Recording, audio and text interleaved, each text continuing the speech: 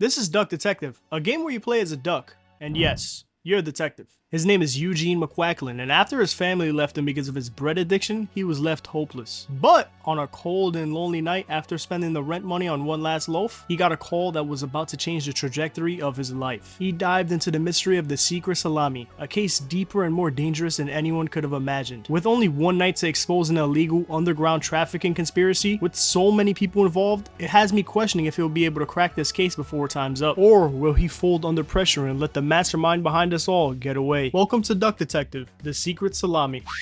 Life wasn't easy. Why does he sound like that? He's a duck. After waking up in the middle of the night, he basically said he forgot where he spent his rent money on, only to remember he bought a brand new loaf of bread. And I thought the bread addiction was a joke, until he did this. This fresh smell. Oh, sweet, spongy loaf. Ah, you keep me safe at night. Yeah, bro, I'm feeling very uncomfortable right now. He for sure has a problem. So solving puzzles in this game is pretty simple. He opens up his little green book and you get a statement where you have to fill the blanks. So for this instance, the duck detective spent his last money on bread for himself. And now that I'm reading this out loud, it has me questioning if it's the best idea to have this guy working on an ongoing case. And while all this was happening, he got a call from what he thought was his ex-wife. Hannah!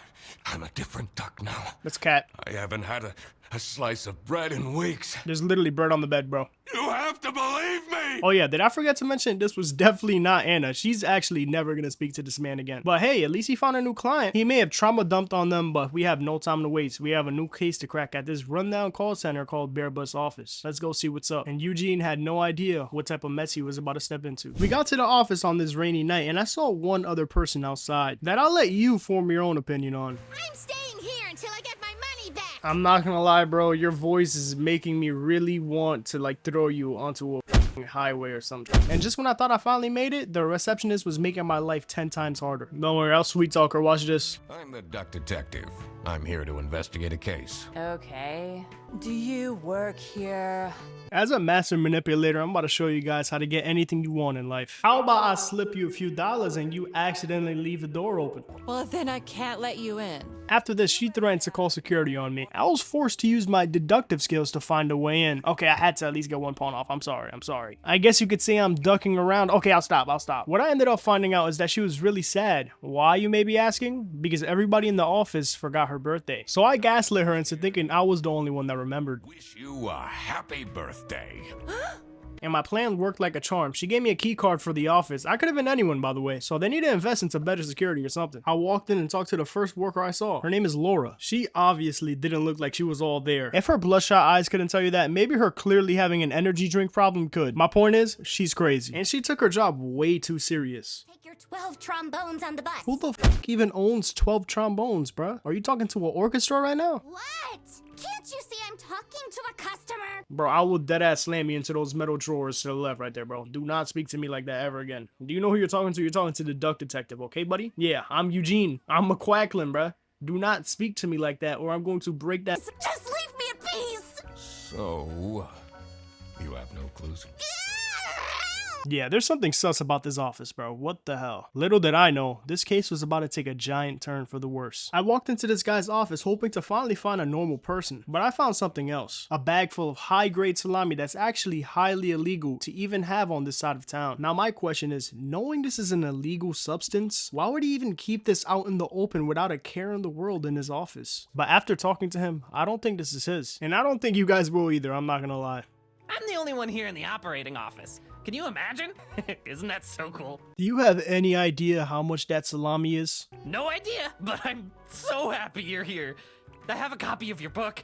The early bird catches the criminal. Can you sign it? No, but I am gonna put a magnifying glass uncomfortably close to you to see what type of person you are. I know for a fact your name is just not Laura, so you're out here stealing mugs, okay. Oh wow, so you have Velcro shoes too? Oh, so yeah, the game obviously said you're lame. Yeah, no, that's the hypothesis I came up with too. Yeah guys, I don't know about you, but I don't think there's even remotely a chance of this guy breaking any laws, let alone importing illegal goods. But there has to be a reason for the bag to be in his office, right? That's enough snooping around for now. Let's take a look at the reason I'm really here and go to the crime scene. I took a look in the fridge to see what it was and I was shocked to find out it was stolen lunch. Yeah, bro. Instead of the crocodile with illegal goods in his office, they called me for this BS. But there was more to the story than just stolen lunch. You see, the person who got their lunch stolen got left a letter. And who wrote that letter? The Salami bandit. Now, there's only one guy in this office with a giant stick of salami. But I simply just don't believe it was him. I don't think he's competent enough to do this. There's something deeper going on between the lines. And we're gonna find it out. I did more research and spoke to more workers at the station and found out they were having budget cuts. Which is really gonna be important info for later. After this, I went out figuring out who everyone was so I could quack this case.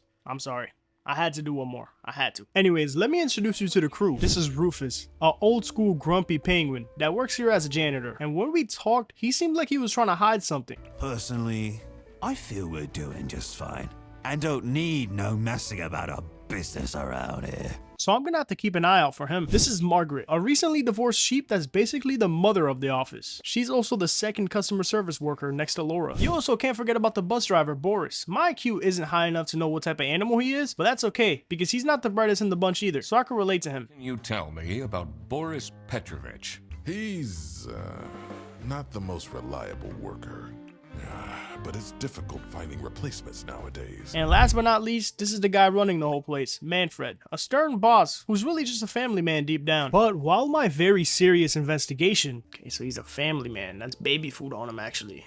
Let me check your crotch. I noticed he was hiding something in his office. Oh, there's hinges. This is not a frame. This is actually a door. Secret compartment. You see, the FBI needs to hire me, bro. What are you Oh, doing wait, with my I ain't family's doing nothing, bro. portrait? Oh, that painting? Sorry. Nah, I wasn't doing nothing, man. I was just snooping around. I mean, not snooping out. Never mind. Let me get out of here, man. After this, I went back to the crime scene to see if I could put the puzzle pieces together. And I noticed something. The person's lunchbox had lightning bolts all over it. There's only one person in this office that would have lightning bolts all over their lunchbox because they're addicted to energy drinks. Yep, Laura's the one who called me. And why didn't she tell me that when we first spoke? I couldn't tell you. You're my client?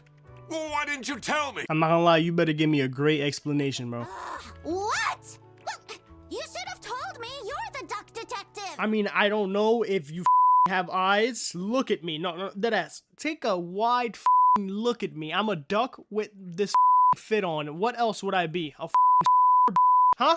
Explain. So, is Freddy getting fired or what? Now you're making me think you're trying to frame Freddy, bro. Is that what you're trying to do here? You're taking me for an idiot? You're trying to frame my boy Freddy? Stop the Freddy slander, bro, before shit gets active in here, alright? Guys, that's what a detective would do, right? Anyway, I went to the kitchen for something they were planning. Remember how that giraffe was crying because everyone forgot her birthday? Well, no one actually forgot her birthday. They were all just setting up a surprise birthday party for her. But the even funniest part is me, because these motherfuckers called me for no reason. It's like nothing's going on. Like, I'm about to arrest everyone in this building if no one tells me, one, why did you call me for stolen lunch? Okay, you obviously knew who stole it, buddy. Two, why is there illegal goods in this building and you're trying to frame my boy Freddy? When I went outside to check on the bus, there was an identical bag to the one Freddy has in his room. So I think Freddy took the wrong bag by accident and now the Salami bandit is trying to frame him. So I took my chance when everyone was distracted by the birthday party. So I snuck into Manfred's office to see what was hiding behind that painting. I had a code, and to not bore you guys, the code is 214. Don't ask, the code literally took me 45 minutes to find out. But what we found behind that painting might have cracked this case wide open. I found two letters in the office. One he sent to his family apologizing for not being there for them, but the other was written with different handwriting threatening him, saying things like keep quiet about the thing and do all these things and nothing will happen to you. Yo, this man's getting threatened. He's cooked, bro. What the is going on? I also found the keys to the storage closet, which is gonna come in handy in just a second. But I had no time to look deeper because this birthday party was about to get turned upside down. You see, the giraffe was opening the presents the office got for her. And when none of us were looking, one of her presents was swapped with, you guessed it, 2 large sticks of meat. And the bandit left a letter, which made her run away and cry. Salami?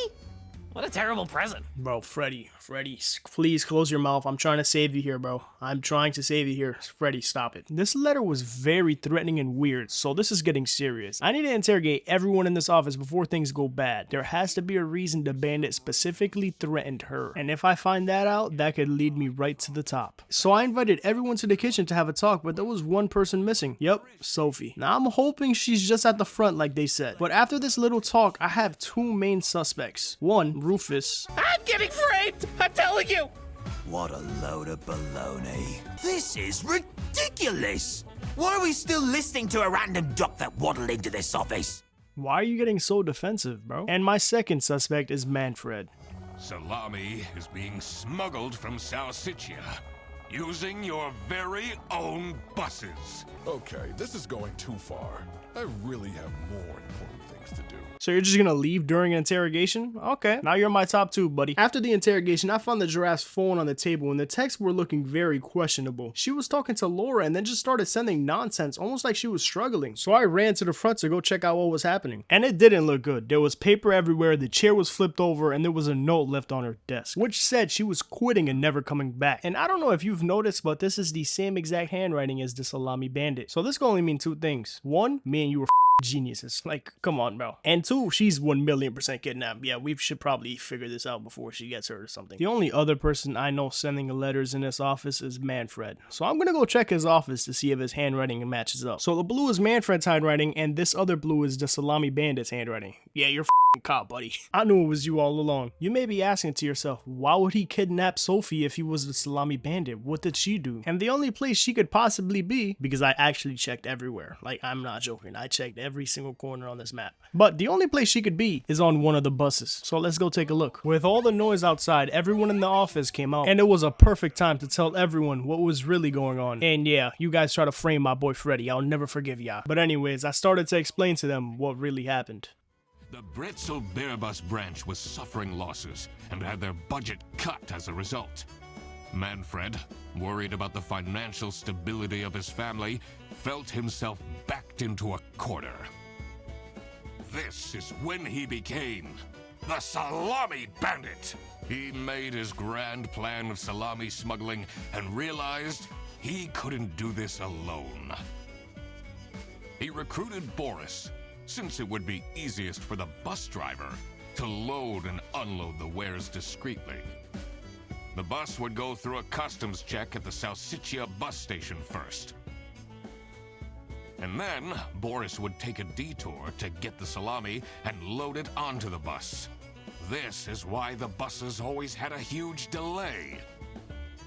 It wouldn't be easy to talk Boris into crime, so Manfred convinced Sophie to join the team. Boris's obsession with her would make it easy for her to manipulate him into helping with their plan. Everything was going well until the Duck Detective, that's me, infiltrated the office. Freddy was meant to be the scapegoat for the crime, but I'm not fooled that easily. Sophie began getting cold feet and ultimately wanted to confess to the police. Manfred couldn't have this, so he interfered. In an outburst of panic, he abducted her and hid her in the luggage compartment of one of the buses. And this is why Manfred stole Laura's lunch! Bro, that is not the reason we did all of this for. We weren't... Okay, yeah, this guy's a idiot. But you guys now know, bro. You guys know why he did it. And I ended up sending all three of them to jail. Yep, they're going to prison for the rest of their lives because they want to be sneaking in meat into my estate. Wait, but now that I'm thinking about it, who did steal her lunch? Was it? Yo, I hope you guys enjoyed the video. We're closing in at 2K subs, by the way, so if you haven't already, let's do it. Also, I highly recommend getting this game. I'm not sponsored, this is no ad, but they put a lot of stuff in this game that I didn't even get to put in the video because it would have been too much, but it was just a really fun game. They put a lot of love into it, like I put a lot of love into these videos, so yeah, go check it out, bro. It's been your boy Clouds. I'll see y'all later.